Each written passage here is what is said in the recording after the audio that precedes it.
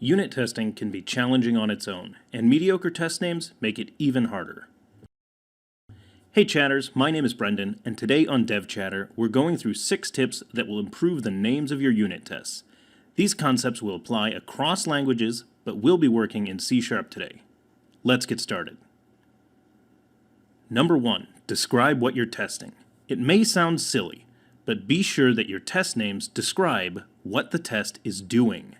This information is sure to appear in a report of tests, so the name is a reliable place to describe the test. Consider if you saw that test 1 failed. Could you tell why it failed?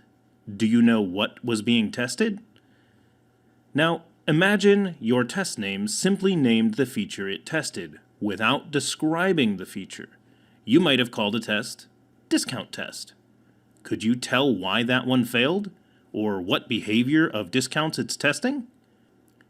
If you're testing that a percentage discount adjusts the cart total, why not name your test apply discount adjust total by percentage? Seeing this failure here, I can tell you that it received a 10% discount on a total of 100 and expected a result of 90 and got 100. I can tell you right away that it didn't apply the discount. Number 2. Put the name of the feature being tested in the class name. When setting up the test class, people often name it for the class they're testing. Using our previous example, you might call them shopping cart tests. Doing this means that we'll have the tests with our method name, apply discount, in them. That's a lot of repetition. And if we renamed the method to add discount or calculate discount, we'd have to change every method. If we instead put that information in the class name, we can save ourselves the trouble by changing one place. An added bonus here is that we can trim down the size of our test classes by splitting it up into multiple classes. And if you're wondering about seeing that information in the test results, you'll be glad to know that the unit tests will also now be grouped by feature. Number 3. Use underscores where it adds clarity. Rarely do we put underscores in the names of our classes and methods, since we favor Pascal, camel, and kebab casing for most things. Underscores can be used to split the phrases of a test name. If we named our test applies tax only for drinks given a takeout order, you can probably tell what's going on in the test. The name is a little bit long, but it is also in 2 logical parts. If we add an underscore between those parts, the name becomes much clearer.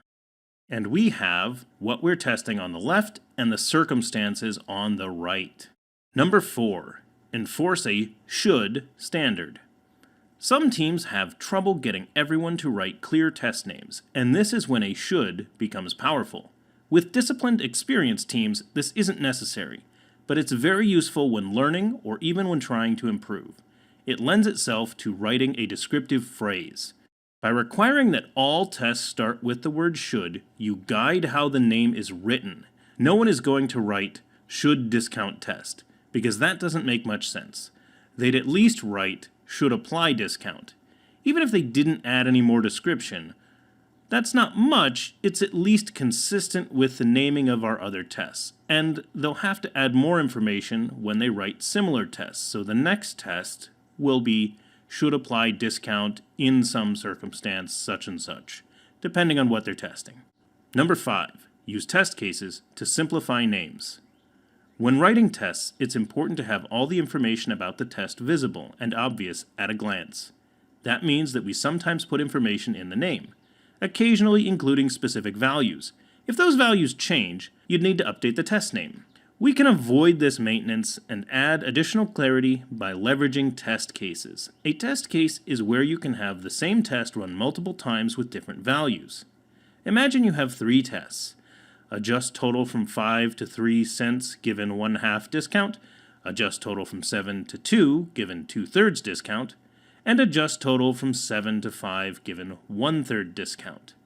Instead of those tests, we could write one test with a few cases and call it adjust total rounding midpoint up, because our tests were clearly about how it handled rounding. And having a test case for each of those 3 scenarios lets us cover all the cases still, but use a clear set of naming describing what we were doing. And when we view them in the test results, we can see the cases being applied, and if only one failed, we would immediately see which one and what the values were. Number 6, get team agreement on the format. In order to have everyone follow the strategy and get consistency in the test naming, it's important to get everyone on the team to decide on the naming conventions together. If your team likes, given this, expect that, write them that way. If your team wants should, use it. By choosing the style together, you're more likely to have everyone follow the rule and understand why the rule was chosen. Thanks for joining us here on DevChatter. If you like this content, subscribe and click the bell icon to be notified when new videos are uploaded. You can also catch me and the rest of the DevChatter community live on the DevChatter Twitch channel. Have a great day and happy coding!